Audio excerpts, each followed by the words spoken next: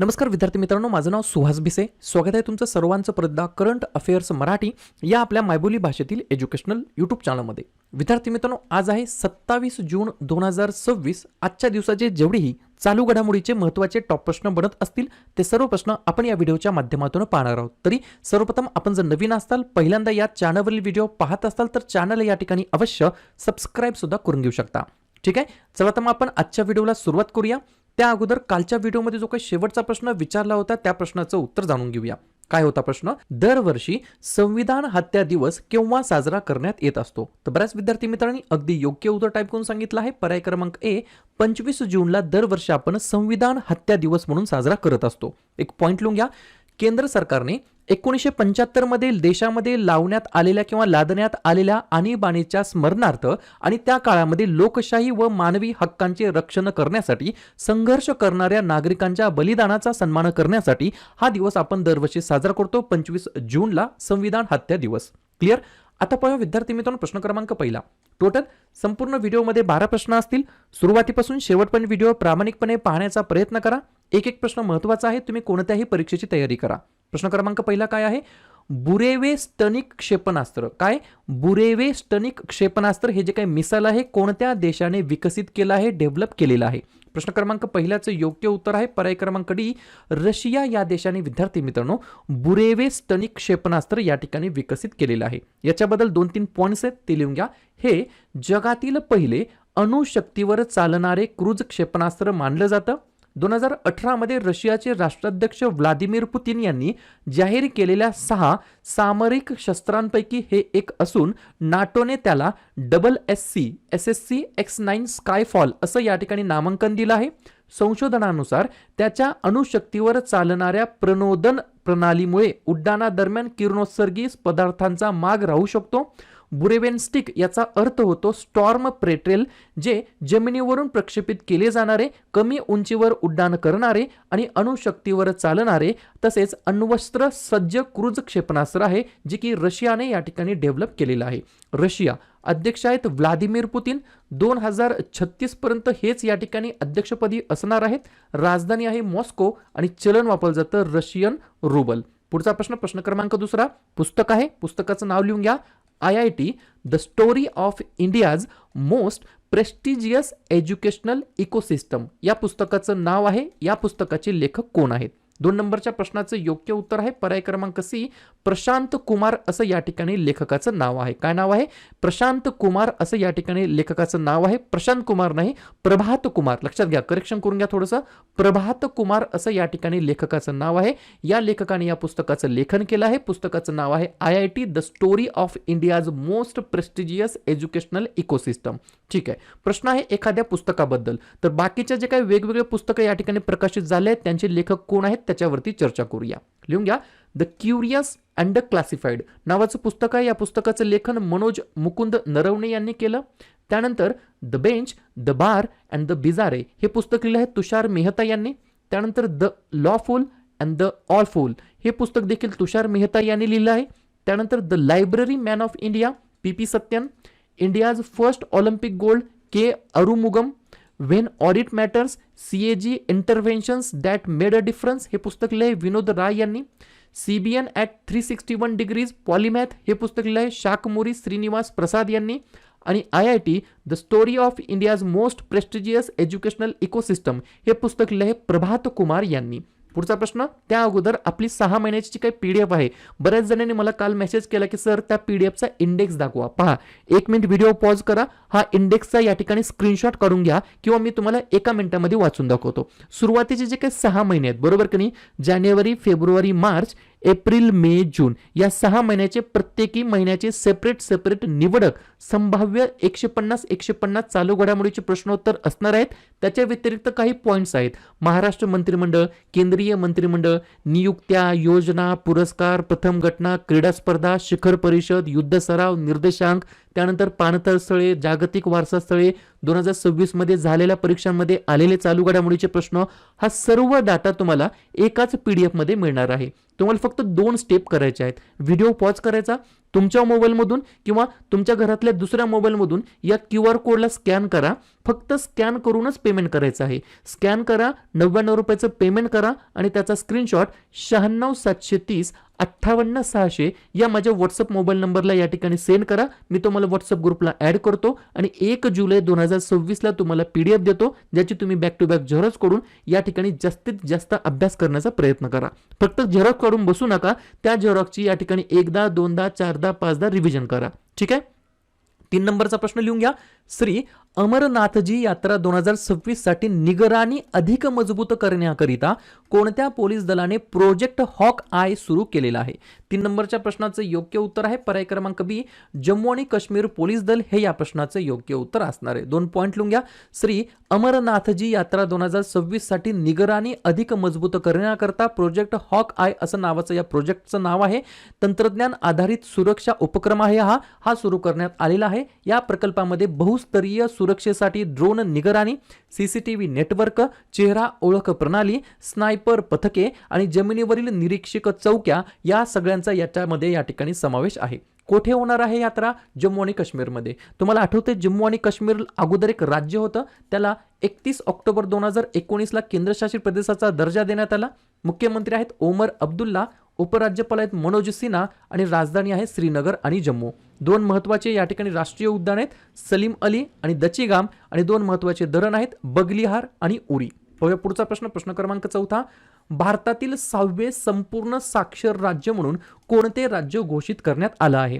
4थ्या नंबरच्या प्रश्नाचं योग्य उत्तर आहे पर्याय क्रमांक ए, उत्तराखंड हे या प्रश्नाचं योग्य उत्तर असणार आहे. लक्षात घ्या, पूर्ण साक्षर राज्यांची या ठिकाणी यादी कोणकोणती आहे? तर ज्याच्यामध्ये 1 नंबरला आहे मिझोरम, जे की पहिलं राज्य आहे या ठिकाणी संपूर्ण साक्षर राज्य म्हणून घोषित होणार. त्यानंतर 2 नंबरला गोवा, 3 नंबरला त्रिपुरा, 4 नंबरला हिमाचल प्रदेश, 5 नंबरला सिक्कीम, तर 6 नंबरला उत्तराखंड. जर प्रश्न तुम्हाला फिरून विचारला की बाबांनो या अभियानाअंतर्गत म्हणजेच उल्हास या अभियानाअंतर्गत कोणता असा पहिला केंद्रशासित प्रदेश आहे जो की संपूर्ण साक्षर म्हणून घोषित झालेला आहे, तर तेव्हा योग्य उत्तर आहे लद्दाख. ही गोष्ट तुम्हाला लक्षात ठेवायची आहे, विसरून जायची नाही. ठीक आहे. पर्याय क्रमांक ए, उत्तराखंड हे या प्रश्नाचं योग्य उत्तर असणार आहे. बरेच या ठिकाणी लेकर म्हणतात की सर व्हिडिओची जी काही स्पीड आहे थोडीशी फास्ट होते, थोडीशी स्लो करा. आपण लगेच स्लो करूया, काही हरकत नाही. उत्तराखंड स्थापना 9 नोव्हेंबर 2000 साली. मुख्यमंत्री पुष्कर सिंह धामी, राज्यपाल गुरमीत सिंह, राजधानी देहराडून. या ठिकाणी 5 महत्त्वाचे राष्ट्रीय उद्यान, Jim Corbett, Rajaji, valley of flowers, Nanda Devi, Gangotri आणि 2 महत्त्वाचे धरण, तेहरी आणि कोटेश्वर. ठीक आहे. पुढचा प्रश्न क्रमांक 5. अखिल भारतीय फुटबॉल महासंघाचे म्हणजेच AIFF चे नाव बदलून काय ठेवण्यात येणार आहे? 5व्या नंबरच्या प्रश्नाचं योग्य उत्तर आहे पर्याय क्रमांक डी, FFB म्हणजेच काय, फुटबॉल फेडरेशन ऑफ इंडिया. लक्षात घ्या, माफ करा, फुटबॉल फेडरेशन ऑफ भारत असं या ठिकाणी ठेवण्यात येणार आहे. काय? FFB, football federation of Bharat असं या ठिकाणी नामकरण करण्यात येणार आहे. कशाचं? तर अखिल भारतीय फुटबॉल महासंघाचं.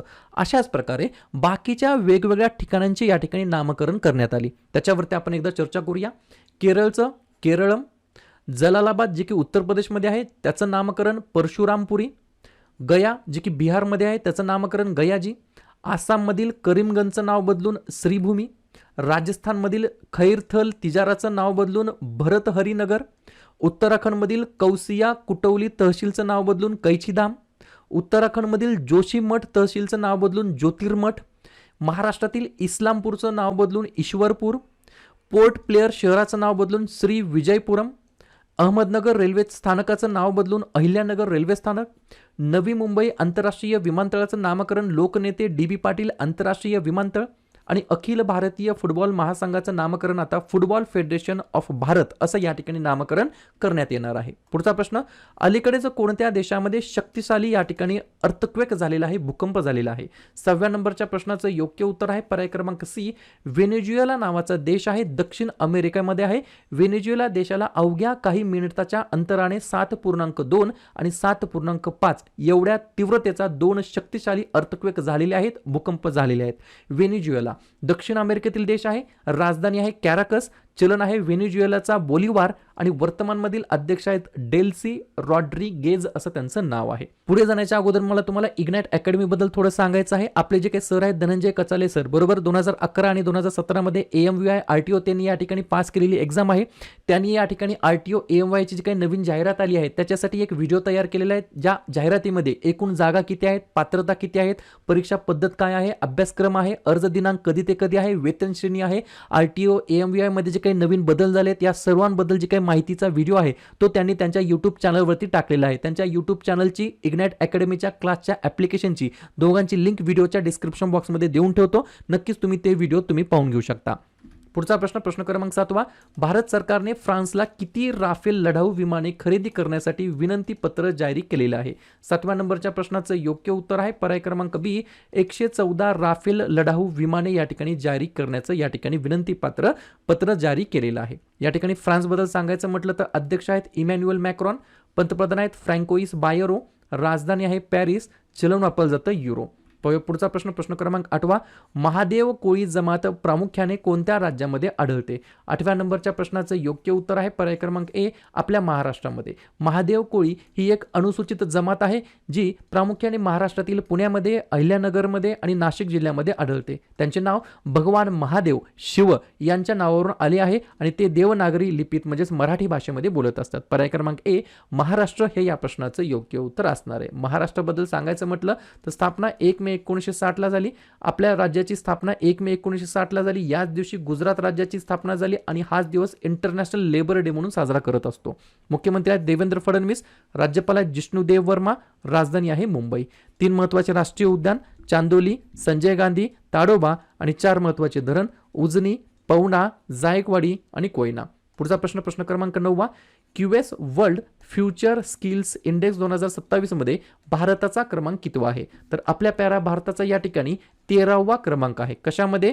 तर QS world future skills index 2027 मध्ये. मग बाकीच्या वेगवेगळ्या निर्देशांकामध्ये भारताचा क्रमांक किती आहे त्याच्यावरती एकदा रिव्हिजन टाकूया.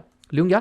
जागतिक पत्रकारिता स्वातंत्र्य निर्देशांकामध्ये 157 क्रमांक, हेनली पासपोर्ट इंडेक्समध्ये 75वा क्रमांक, डिजिटल अर्थव्यवस्थामध्ये 5वा क्रमांक, AI कामगिरीच्या बाबतीमध्ये 4था क्रमांक, लष्करी खर्चा बाबतीमध्ये 5वा क्रमांक, शस्त्रास्त्र आयातीच्या बाबतीमध्ये 2रा क्रमांक, ग्लोबल पीस इंडेक्सच्या बाबतीमध्ये 127वा क्रमांक, ऊर्जा संक्रमण निर्देशांकाच्या बाबतीमध्ये 70वा क्रमांक, QS वर्ल्ड फ्युचर स्किल्स इंडेक्सच्या बाबतीमध्ये 13वा क्रमांक. क्लिअर?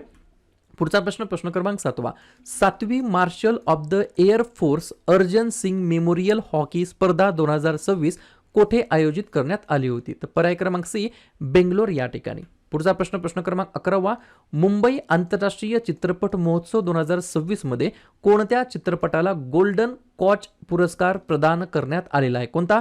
गोल्डन कोच पुरस्कार प्रदान करण्यात आला आहे. तर पर्याय क्रमांक B, सिल्वर या चित्रपटाला या ठिकाणी गोल्डन कोच पुरस्कार या ठिकाणी प्रदान करण्यात आलेला आहे. कॉन्च म्हणा, कोच नाही, गोल्डन कॉन्च पुरस्कार या ठिकाणी प्रदान करण्यात आलेला आहे. शेवटचा प्रश्न. फिफा विश्वचषकाच्या 6 वेगवेगळ्या आवृत्त्यांमध्ये गोल करणारा कोणता फुटबॉलपटू हा जगातील पहिला फुटबॉलपटू या ठिकाणी ठरला आहे?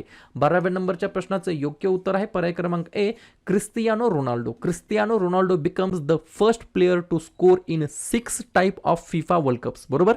तर पर्याय क्रमांक A हे या प्रश्नाचं योग्य उत्तर असणार आहे. क्लिअर? तर अशा प्रकारे विद्यार्थी मित्रांनो हे होताचे 12 प्रश्न. उपक्रम कंटेंट हा जो काही प्रयत्न आपण सुरू केलाय मराठी भाषेमध्ये कसा वाटतो अवश्य कमेंट करत चला. आणि तुमच्यासाठीचा आजचा खास प्रश्न. भारताची सर्वात जड 120 मिमी वाहनावर बसवलेली तोफ गरुडास्त्र कोणत्या राज्यातून यशस्वीरित्या चाचणी घेण्यात आलेली आहे त्याची? मध्य प्रदेश, राजस्थान, गुजरात की आसाम? तर ज्या पण विद्यार्थी या प्रश्नाचं योग्य उत्तर येत असेल त्या प्रश्नाचं उत्तर तुम्ही कमेंट बॉक्समध्ये देण्याचा प्रयत्न करा. प्रश्नाचं उत्तर चुकू द्या, बरोबर येऊ द्या, काहीच हरकत नाही. ट्राय करणं, प्रयत्न करणं सर्वात जास्त महत्त्वाचं आहे. आणि दुसऱ्या दिवशी येऊन आपण दिलेल्या प्रश्नाचं उत्तर बरोबर आलं की चुकलं, दुसऱ्या दिवशी येऊन नेहमी चेक करणं, अभ्यासामध्ये कन्सिस्टन्सी मेंटेन ठेवणं हे सगळ्यात जास्त महत्त्वाचं ठरणार आहे.